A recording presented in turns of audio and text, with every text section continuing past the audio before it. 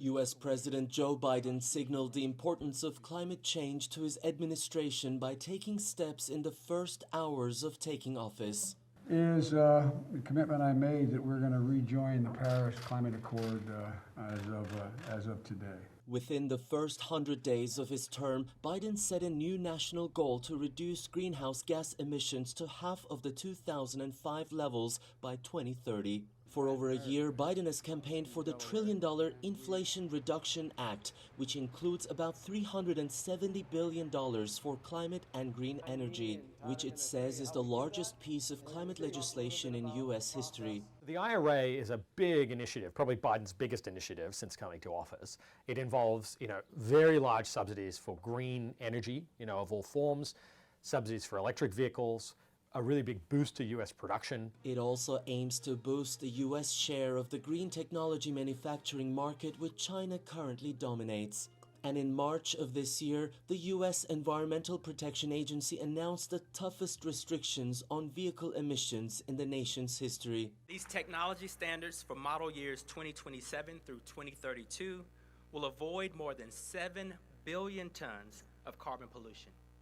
That's 4 times the total carbon pollution from the entire transportation in the year 2021. But while putting in place incentives to push for clean energy, the Biden administration has fallen short of phasing out fossil fuels. In fact, compared to his predecessor Donald Trump, President Biden has actually approved more permits for oil and gas drilling on public lands in his first 2 years in office, making U.S. the largest oil and gas producer in the world.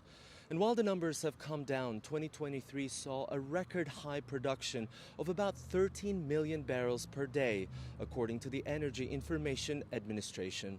That's why hundreds of climate organizations are still organizing protests to call on the Biden administration to push for a faster transition to green energy by ending fossil fuels altogether. We cannot tolerate any more fossil fuel development in this country or anywhere else. We want to make sure that Biden actually commits to his promises that he made to young people when he was running for president. And that means no more fossil fuels. Activists praise Biden's climate actions that are designed to stimulate a blossoming industry of green technologies. But many argue the transition to clean energy to minimize carbon emissions is not happening fast enough. Ediz, Tiyansan, CGTN, Los Angeles.